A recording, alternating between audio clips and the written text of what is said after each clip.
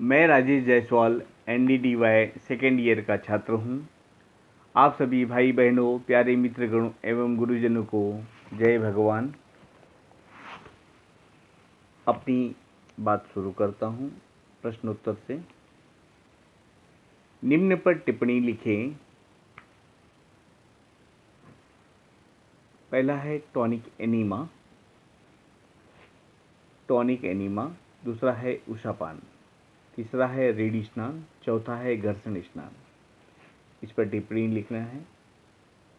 Tonic enema, कम पानी का अधिक देर तक रोकने वाला एनीमा टॉनिक एनीमा कहलाता है। जब आंतों की गति मंद हो जाती है और उनमें मल पड़ा पड़ा सूखता रहता है, कई सारे उपाय करने पर भी आंतों की सफाई नहीं हो पाती है, तब टॉनिक एनीमा से बहुत अच्छे परिणाम मिलते हैं। टॉनिक एनीमा आंतों को शक्ति देता है और रुके हुए मल को आगे की ओर गति देने में सहायता देता है। इसे शक्तिदायक एनीमा भी कहते हैं। दूसरा, उषापान। सूर्योदय से पहले उठकर 1 से 1.25 लीटर तक पानी पिएं। इसके बाद सहजतानुसार टहलें। इसके लिए रात के समय तांबे के पात्र में पानी भरकर बिस्तर के पास रख लें। सुबह उठते ही उषापान करने से अजीर्ण दूर होकर पेट एकदम साफ हो जाता है, रक्त एकदम शुद्ध होता है, त्वचा में कोमलता आती है, भूख खुलकर लगती है। इसके नियमित प्रयोग से शरीर में स्फूर्ति बनी रहती है। तीसरा है रेडी स्नान। इस स्नान के लिए एक आयताकार टब की आवश्यकता पड़ती है। इसमें 2 इंच पानी डाल दें। गर्म एवं ठंडे पानी का रेडी स्नान रोग के अनुसार लिया जा सकता है। टब में इस तरह से लेटें कि पैर टब के बाहर लकड़ी के पट्टे पर रहे, वह सिर टब के एक और किनारे पर टिका रहे। इस स्नान को 10-15 मिनट तक लिया जा सकता है। रीड स्नान के टब का आविष्कार डॉक्टर के लक्ष्मण शर्मा ने किया था। गर्म रीड स्नान का प्रयोग निम्न रक्तचाप, कमर व कंधों का दर्द, स्लिप डिस्क में किया जाता है। ठंडे रीड स्नान का प्रयोग मानसिक अवसाद, डिप्रेशन, उच्च रक्तचाप, हृदय रोग आदि में करते हैं। घर्षण स्नान। हाथ की हथेलियाँ, खुरदुरे तौलियाँ, स्पंज या बहुत कोमल ब्रश लेकर शरीर के अंग अंग को धीरे धीरे इस प्रकार रगड़ें जिससे शरीर गर्म हो जाए। यह स्नान घर्षण स्नान कहलाता है। इस स्नान से रक्त का प्रभाव तेज होता है, जिससे त्वचा के रोम छिद्र खुल जाते हैं। घर्षण स्नान से शरीर की सफाई के साथ साथ चेहरे की कांति भी बढ़ती है और मन में प्रसन्नता का भाव उत्पन्न होता है। इस स्नान को सुबह पूर्ण स्नान से पहले करना चाहिए। प्रश्न।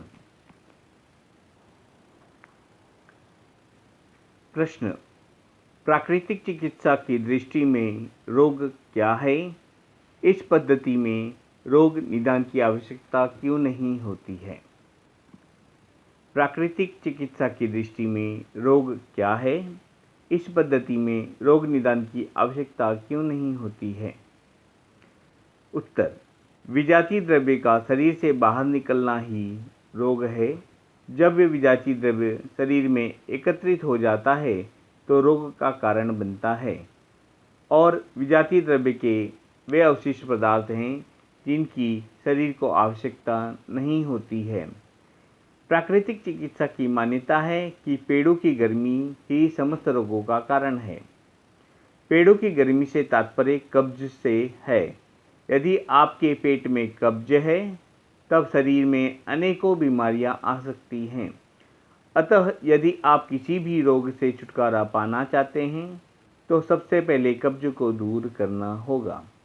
निदान की आवश्यकता इसलिए भी नहीं है क्योंकि प्राकृतिक चिकित्सा के सिद्धांत के अनुसार सभी रोग एक हैं, सभी का कारण एक है, सभी का निदान भी एक है।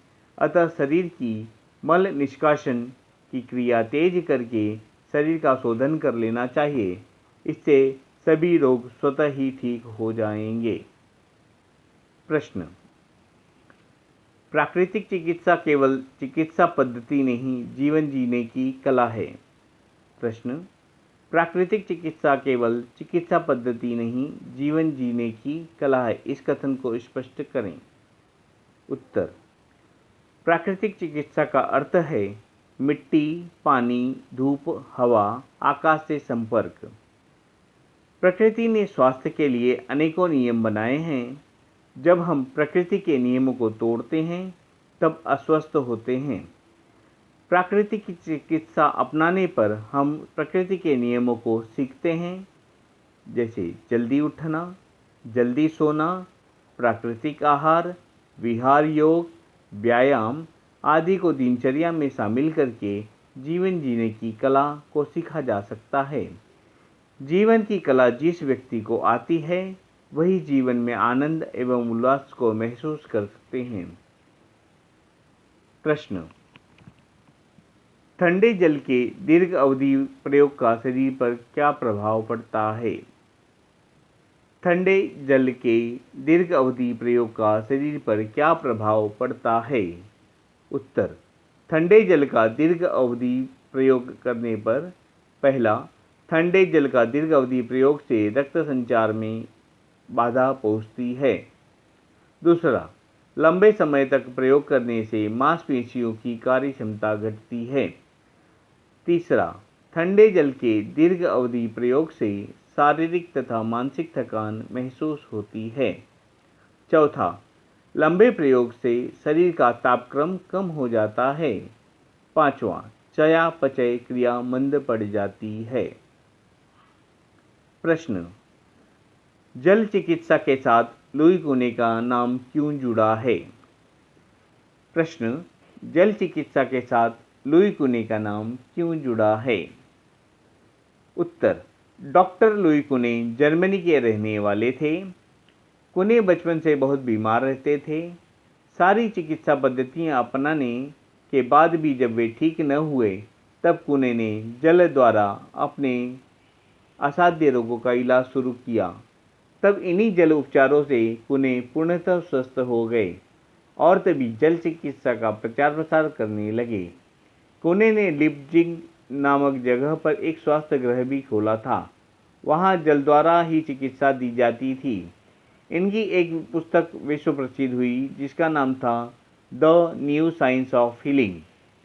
कुने ने कटी स्नान, मेहन स्नान, भाप स्नान आदि का आविष्कार किया। तभी से जल चिकित्सा को लुई कुने की चिकित्सा के नाम से जाना जाता है। प्रश्न, क्या होता है जब गर्म ठंडा सेक किया जाता है? दूसरा, क्या होता है जब ओस पर नंगे पांव घुमा जाता है?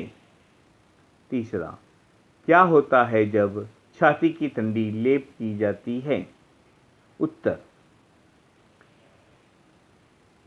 पहला, गरम ठंडा सेक किया जाता है। जिस अंग का गरम ठंडा सेक किया जाता है उस भाग की मांसपेशियां गर्मी पाकर फैलती हैं व सर्दी पाकर सिकुड़ती हैं। इस प्रकार उनकी क्रियाशीलता बढ़ती है।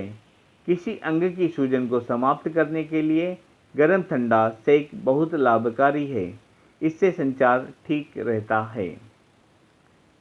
दूसरा, क्या होता है जब ओस पर नंगे पांव घुमा जाता है? उत्तर, हरी घास में स्थित ओस पर नंगे पांव पैर घूमने से पैरों में स्थित रिफ्लेक्सोलॉजी के बिंदुओं पर दबाव पड़ता है तथा ठंडी बूंदें पैरों पर पड़ने से स्नायु तंत्र मजबूत होता है व आंखों की रोशनी बढ़ती है। तीसरा, क्या होता है जब छाती की ठंडी लेप की जाती है? उत्तर, छाती पर ठंडी लेप करने से हृदय शक्ति मिलती है, फेफड़ों की कार्य क्षमता बढ़ती है जिससे कफ बाहर निकलना प्रारंभ हो जाता है। प्रश्न, भूखमरी क्या है? इसके द्वारा शरीर पर होने वाली हानियों के कारणों को स्पष्ट करें। प्रश्न, भूखमरी क्या होती है? इसके द्वारा शरीर पर होने वाले हानियों को कारण को स्पष्ट करें। उत्तर, भूखमरी में खाने के लिए भोजन का अभाव रहता है। यह अधिक प्राकृतिक आपदाओं के कारण आती है। भूखमरी आदमी को मौत के नज़दीक ले जाती है। इससे शरीर का क्षरण शुरू हो जाता है और पोषक तत्वों की कमी होती चली जाती है। शरीर अपने आप को ही खा जाता है। भूखमरी से त्वचा में रूखापन आ जाता है। भूखमरी से शरीर कमज़ोर हो जाता है, हड्डियों में कमजोरी आ जाती है तथा इसके कारण धीरे धीरे चर्बी समाप्त हो जाती है। पोषक तत्वों की कमी के कारण बाल झड़ना प्रारंभ हो जाता है। भूखमरी में शरीर का चलना फिरना भी धीरे धीरे बंद हो जाता है। इस प्रकार भूखमरी प्राणघातक है।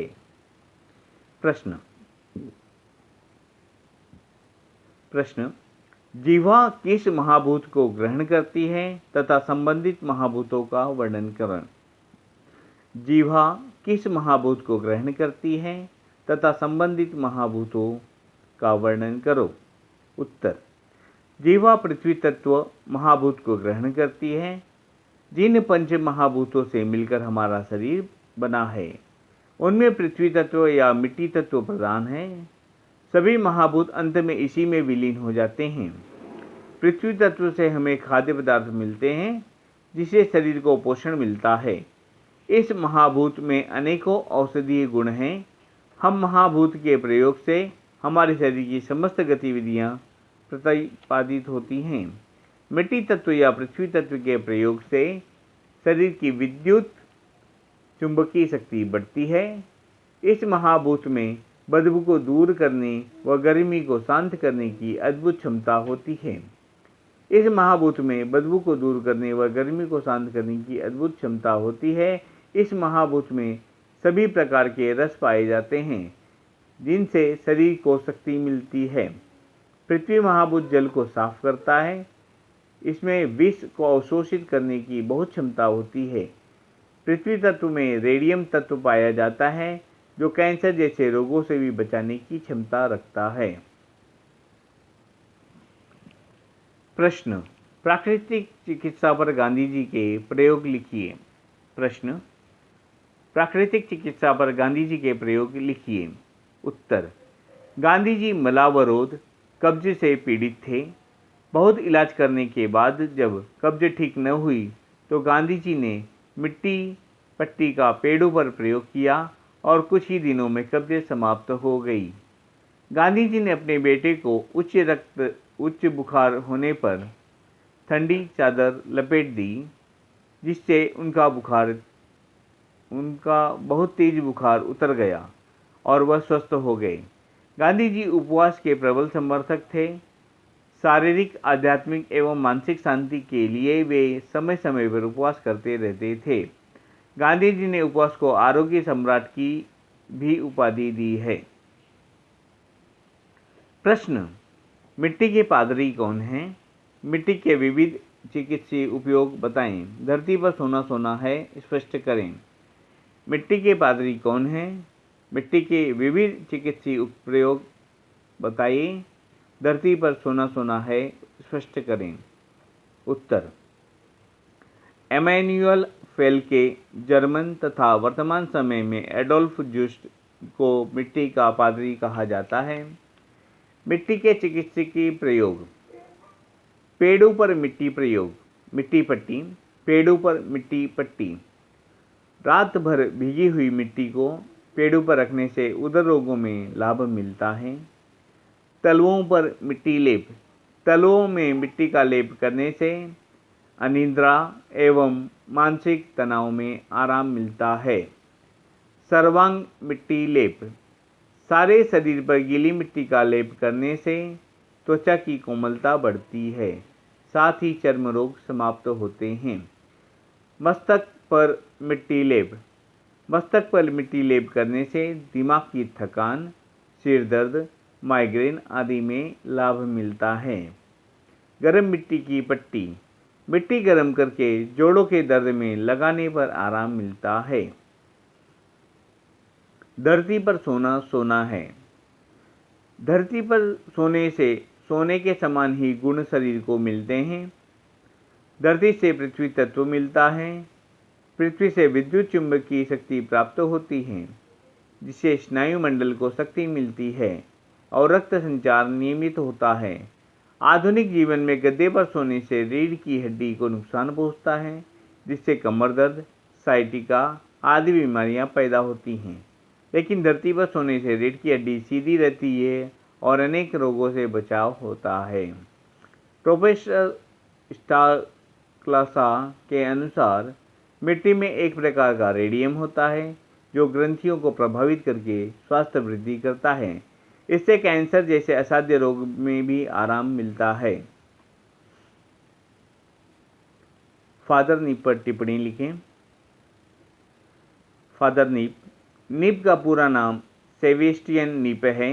ये एक पादरी थे और निस्वार्थ भाव से प्राकृतिक चिकित्सा करते थे। इन्होंने बावेरिया में जल चिकित्सा का एक केंद्र भी खोला था, जो विश्व प्रसिद्ध हुआ। ये जल चिकित्सा के प्रवर्तक थे। इनकी एक पुस्तक विश्व भर में प्रसिद्ध हुआ। ये जल चिकित्सा के प्रवर्तक थे। इनका जन्म 1821 में हुआ था तथा मृत्यु सन 1897 में हुई। निम्नलिखित पर टिप्पणी लिखो। आमकल्प। आमकल्प दुबलेपन एवं नेत्र संबंधी रोगों में आमकल्प बहुत उपयोगी है। वजन बढ़ाने में इसका बहुत योगदान है। आम में प्रचुर मात्रा में विटामिन ए व कार्बोहाइड्रेट पाया जाता है। 100 ग्राम आम में 4571 मिलीग्राम विटामिन ए होता है तथा 100 ग्राम से 74 कैलोरी ऊर्जा प्राप्त होती है। निश्चित मात्रा को नियमित कुछ समय तक लें तथा धीरे धीरे समय अंतराल कम करें एवं मात्रा को बढ़ाते जाएं, तो शरीर का वजन 1 महीने में 6 से 7 किलो तक बढ़ जाता है। यह कल्प कुशल प्राकृतिक चिकित्सक की देखरेख में ही करना चाहिए। दूसरा, नाश्ता छोड़ो पर टिप्पणी लिखें। नाश्ता छोड़ो। नाश्ता जिसे अंग्रेजी में ब्रेकफास्ट कहते हैं, इसका अर्थ है फास्ट को ब्रेक करना। शाम के भोजन से सुबह तक समय अंतराल के बाद उपवास को तोड़ने के लिए जलपान की व्यवस्था होती है। जलपान का अर्थ होता है जल पीना, लेकिन आधुनिक युग में जलपान का अर्थ भरपूर पेट भर नाश्ते से है। सुबह के समय पेट की जठराग्नि मंद होती है। इस समय पेट को किसी तरल पदार्थ की आवश्यकता होती है। इस समय हमें फलों का रस या नींबू पानी सहज ही लेना चाहिए। इस प्रकार नाश्ता छोड़ने से पाचन तंत्र मजबूत होता है और शरीर स्वस्थ रहता है। यह उपवास का एक स्वरूप है। दैनिक जीवन में इसे आसानी से किया जा सकता है।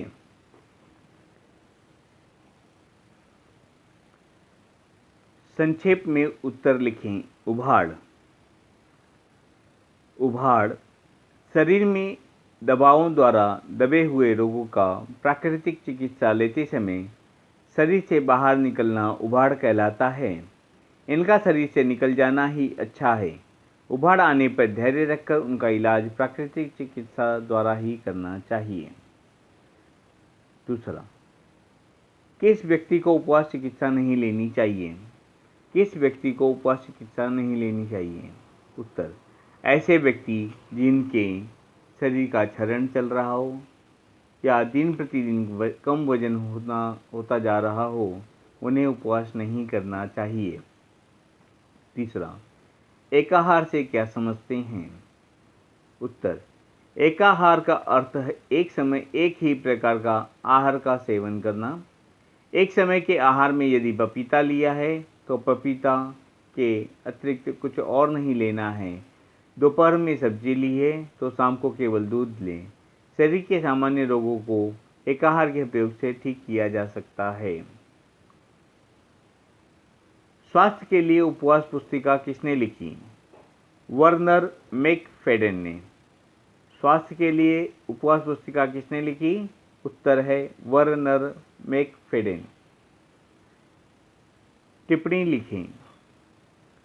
कल्प के सिद्धांत। कल्प के सिद्धांत। पहला, कल्प में पूर्ण विश्राम करना चाहिए। दूसरा, कल्प में दुग्ध या जिसका कल्प कर रहे हैं उसके अतिरिक्त कुछ और नहीं लेना चाहिए। तीसरा, कल्प चिकित्सक की देखरेख में ही करना चाहिए। चौथा, कल्प में उभाड़ आने पर या कोई उपद्रव आने पर प्राकृतिक उपचार द्वारा ही उसे ठीक करना चाहिए। पांचवा, कल्प करने से पहले इसकी पूर्ण जानकारी ले लेनी चाहिए। दूसरा, फल और सब्जियों का हमारे शरीर में महत्व बताएं। फल और सब्जियों का हमारे शरीर में महत्व बताएं। उत्तर, फल और सब्जियों में प्रचुर मात्रा में जल की मात्रा पाई जाती है। फल और सब्जियों में प्रचुर मात्रा में जल की मात्रा पाई जाती है। यह शरीर की क्षारकता को बढ़ाते हैं और अम्लता को कम करते हैं। इनमें खनिज लवण एवं विटामिन पाए जाते हैं। फल एवं सब्जियों के प्रयोग से शरीर की त्वचा में कोमलता रहती है, पाचन क्रिया आसान हो जाती है और भोजन जल्दी पचता है। फल और सब्जियों के नियमित प्रयोग से मनुष्य दीर्घजीवी होता है, साथ ही इसके प्रयोग से शरीर में स्फूर्ति रहती है। कच्चे फल के कुप्रभाव। कच्चे फल खाने से पेट में दर्द होता है और गैस बन सकती है। कच्चे फल खाने से पेट में दर्द हो सकता है, गैस बन सकती है।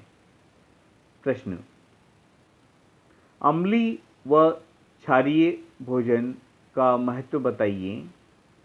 अम्लीय एवं क्षारीय भोजन का महत्व बताइए। इनमें से अम्लीय एवं क्षारीय भोजन को अलग अलग बताइए। उत्तर, हमारे शरीर में 80% क्षार एवं 20% अम्ल होता है। यह अनुपात रहना चाहिए। दाल रोटी अम्लीय पदार्थ है। इसके साथ लगभग 4 गुना सलाद, सब्जी या फल का भोजन में होना परम आवश्यक है। रक्त की क्षारकता कम होने से श्वेत रक्त कण निष्क्रियता की ओर जाते हैं। भोजन में अम्लीय पदार्थ अधिक होने से पित्त अधिक बनता है और उल्टी की इच्छा होती है। क्षारीय भोजन शरीर को ताजगी देता है, जल्दी पचता है। क्षार तत्व की कमी से पेट के रोग, गठिया, उच्च रक्तचाप, मानसिक तनाव आदि रोग पैदा होते हैं। चीनी है अम्लीय, नमक अम्लीय है, मिर्च अम्लीय है, प्याज क्षारीय है, लहसुन अम्लीय है, मैदा अम्लीय है, सूजी अम्लीय है, आलू क्षारीय है, बैगन क्षारीय है, कटहल क्षारीय है, परवल क्षारीय है, चना दाल अम्लीय है, अंकुरित चना क्षारीय है। उबला दूध अम्लीय है, माँ का दूध क्षारीय है, दही क्षारीय है, छेना क्षारीय है। प्रश्न, प्रोटीन, कार्बोहाइड्रेट एवं वसा का पाचन शरीर में कहाँ और कैसे होता है। प्रोटीन, कार्बोहाइड्रेट एवं वसा का पाचन शरीर में कहाँ और कैसे होता है। उत्तर, प्रोटीन का पाचन। प्रोटीन का पाचन मुख्य रूप से अमाशय तथा छोटी आंत में होता है। अमाशय रस में उपस्थित प्रोटीन को तोड़ने वाला एंजाइम जिसे पेप्सिन कहते हैं, प्रोटीन को एमिनो एसिड के छोटे छोटे टुकड़ों में तोड़ देता है। आंशिक रूप से पचा हुआ प्रोटीन अमाशय में छोटी आंत में जाता है। यहाँ उपस्थित प्रोटीएज एवं पेस्टीएज एमिनो एसिड की छोटी श्रृंखला पर क्रिया करके एमिनो एसिड में बदल देता है। प्रोटीन पचने के बाद एमिनो एसिड के रूप में शरीर में रहता है। कार्बोहाइड्रेट का पाचन। कार्बोहाइड्रेट का पाचन। कार्बोहाइड्रेट का पाचन मुख से ही शुरू हो जाता है।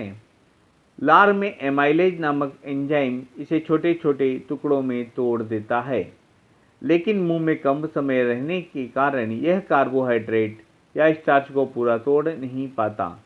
यह भोजन अमाशय में पहुंचता है। यहाँ इसे पचाने के लिए कोई एंजाइम नहीं होते। यह आंशिक पचा हुआ भोजन छोटी आंत में पहुंचता है, जहाँ अग्नाशय छोटे टुकड़ों में बदल देता है। यह उपस्थित अन्य 3 एंजाइम माल्टेज, लैक्टेज, सुक्रोज पाचन की बाकी क्रिया को पूर्ण करते हैं तो कार्बोहाइड्रेट की ग्लूकोज, फ्रक्टोज व ग्लूकोज में बदल देते हैं। वसा का पाचन। वसा का पाचन मुख्य रूप से छोटी आंत में होता है। छोटी आंत में उपस्थित अग्नाशयिक रस पित्त रस की सहायता से वसा को वसी अम्ल एवं ग्लिसरॉल में तोड़ देते हैं। ये वसी अम्ल छोटी आंत की सूक्ष्म कोशिकाओं में चले जाते हैं। यहाँ पित्त रस में उपस्थित लवण के सहयोग से वसा का अवशोषण का कार्य संपन्न होता है। प्रश्न: भोजन एवं पोषण में क्या अंतर है? एक गर्भवती महिला की आहार योजना लिखें। प्रश्न: भोजन एवं पोषण में क्या अंतर है? एक गर्भवती महिला की आहार योजना लिखें। उत्तर: भोजन का अर्थ शरीर को पौष्टिकता प्रदान करने वाले पदार्थों से है। भोजन शरीर की आवश्यकता है। यह शरीर को ऊर्जा प्रदान करता है। इसमें ऐसे रासायनिक पदार्थ होते हैं जो शरीर के लिए महत्वपूर्ण कार्य करते हैं। इन रासायनिक पदार्थ को पोषक तत्व कहा जाता है। पोषक तत्वों के अभाव वाला भोजन शरीर को ऊर्जा नहीं देता और शरीर को रोगी बनाता है। पोषण भोजन द्वारा प्राप्त पोषक तत्वों का शरीर में पहुंचकर प्रत्येक अंग को ऊर्जा देना पोषण कहलाता है। पोषण के अंतर्गत भोजन के सभी पहलुओं को अध्ययन किया जाता है। यदि भोजन संतुलित एवं पोषक तत्वों से भरपूर नहीं होगा तो शरीर के लिए अनुपयोगी होगा। गर्भवती महिला की आहार योजना। गर्भवती महिला को अपनी सामान्य अवस्था की तुलना में 300 किलो कैलोरी अतिरिक्त ऊर्जा तथा 15 ग्राम अतिरिक्त प्रोटीन की आवश्यकता होती है। गर्भावस्था में ऊर्जा, प्रोटीन, कैल्शियम तथा लौह तत्व की आवश्यकता अधिकतम होती है। अतः उचित मात्रा में अनाज, दालें, दूध एवं दूध से बने पदार्थों तथा हरी पत्तेदार सब्जियों को सम्मिलित करना चाहिए। इसके साथ साथ गर्भवती महिला के आहार में थायमीन, राइबोक्लेविन, नियासिन, फोलिक अम्ल, विटामिन ए, बी, रेटिनॉल आदि तत्व भी आवश्यक हैं। लौह तत्व दालों में, हरी पत्तेदार सब्जियों में, किशमिश, खजूर, अनाज, रागी आदि में पाया जाता है। इसका भरपूर प्रयोग करें। कैल्शियम के लिए तिल, जीरा, दूध व दूध से बने पदार्थ, हरी पत्तेदार सब्जियों का प्रयोग करना चाहिए। ऊर्जा की अधिक मात्रा के लिए अनाज, गुड़, वसा आदि का संतुलित मात्रा में प्रयोग करना चाहिए। प्रश्न: कृत्रिम भोजन के कुप्रभावों की व्याख्या करें। कृत्रिम भोजन को सुंदर बनाने के लिए एवं अधिक दिनों तक सुरक्षित रखने के लिए इसमें प्रिजर्वेटिव रासायनिक पदार्थों का प्रयोग किया जाता है जिनका शरीर पर गहरा दुष्प्रभाव पड़ता है। जैसे मैदा से बने हुए बहुत से खाद्य पदार्थ अच्छी पैकिंग में बाजार में उपलब्ध हैं।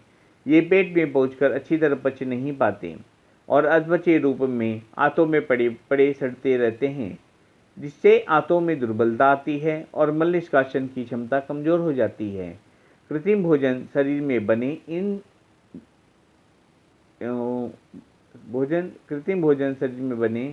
मन इससे ही सिद्ध होता है कि बासी या कृत्रिम भोजन में से मन की भी दुर्गति होती है। कृत्रिम भोजन से पेट में मीथेन जैसे हानिकारक गैस बनना प्रारंभ हो जाती है, जिससे पेट में अल्सर तक बन सकता है। निम्न पर संक्षिप्त टिप्पणी लिखें। पहला, अंकुरित आहार। दूसरा, बेमेल आहार। तीसरा, रसकल्प। चौथा, अपक्व आहार। अंकुरित आहार। पहला, अंकुरित आहार। अंकुरित आहार एक जैविक आहार है। इससे शरीर को ऊर्जा एवं ताजगी मिलती है। यह पचने में हल्का एवं क्षारीय खाद्य पदार्थ है। अंकुरितान बनाने के लिए मेथी, मूंग, चना, गेहूं, मूंगफली आदि को कम से कम 8 घंटे पानी में भिगो कर रखें। इसके बाद पानी में से निकालकर कपड़े में बांधकर टांग दें। बीच बीच में पानी के छींटे मारते रहें। इसके 6 घंटे बाद अंकुरित तैयार हो जाता है। सामान्यतया अंकुरित होने में 14 से 16 घंटे लगते हैं। अंकुरित अनाज सेहत के लिए लाभदायक है। कैंसर, गुर्दे संबंधी रोगों, कब्ज, गैस, मानसिक तनाव आदि रोगों में रामबाण है। दूसरा, मेल और बेमेल आहार। मेल और बेमेल आहार। उत्तर, खाद्य पदार्थों का मेल सेहत बनाता है। बेमेल खाद्य पदार्थ शरीर में उपद्रव पैदा करता है। प्रोटीन के साथ खट्टे फलों का मेल है। दही का फलों के साथ मेल है। रोटी का सलाद से मेल है। इसी तरह गर्म दूध के ऊपर ठंडा पेय बेमेल आहार है। आलू के साथ हरी सब्जियों का मेल है। रोटी के साथ शहद, सब्जी, घी, मक्खन का मेल है। घी और शहद एक साथ समान मात्रा में बेमेल आहार है। इसके प्रयोग से जान भी जा सकती है। घी और शहद एक समान मात्रा में बेमेल आहार है। इसके प्रयोग से जान भी जा सकती है। तीसरा, रसकल्प। तीसरा है रसकल्प। उत्तर, रसकल्प शरीर के प्रत्येक अंग को मजबूत बनाने का साधन है। मौसम में ताजे फलों का रस इस कल्प में प्रयोग किया जाता है, जैसे संतरा, मौसम्बी, अंगूर, चकोतरा, आंवला, ज्वारे का रस आदि। रसकल्प में एक निश्चित समय में अंतराल पर एक निश्चित मात्रा का सेवन किया जाता है। कल्प में शरीर की शोधन क्रिया तेज हो जाती है, जिससे समस्त रोग समाप्त हो जाते हैं और शरीर में नई स्फूर्ति आती है। त्वचा संबंधी एवं उदर संबंधी रोगों में अंगूर का कल्प बहुत लाभकारी है। कैंसर एवं गुर्दे संबंधी रोगों में ज्वारे के रस का कल्प उपयोगी है। चौथा, बिना पकाया भोजन अपक्वाहार कहलाता है। बिना पकाया भोजन अपक्वाहार कहलाता है। बिना पकाया भोजन अपक्वाहार कहलाता है। प्रकृति द्वारा सीधे प्राप्त भोजन प्राणयुक्त आहार हैं, जो हमें दीर्घजीवी बनाता है। कच्चे खाद्य पदार्थ निर्दोष होते हैं, जबकि पकाया हुआ भोजन मृत हो जाता है। भोजन जितना अधिक तला भुना होता है, उतने की उसमें पोषक तत्व कम हो जाते हैं। अपक्वाहार खाने के बाद शरीर में हल्कापन आता है और भरपूर पाचक रस निकलते हैं और कब्ज जैसी महाव्याधि हमेशा दूर रहती है। पके हुए भोजन में शरीर में आलस्य आता है तथा मिर्च मसाले युक्त आहार शरीर में अनेकों बीमारियां पैदा करती हैं। अनुभवों से पता चलता है कि असाध्य रोग, कैंसर जैसी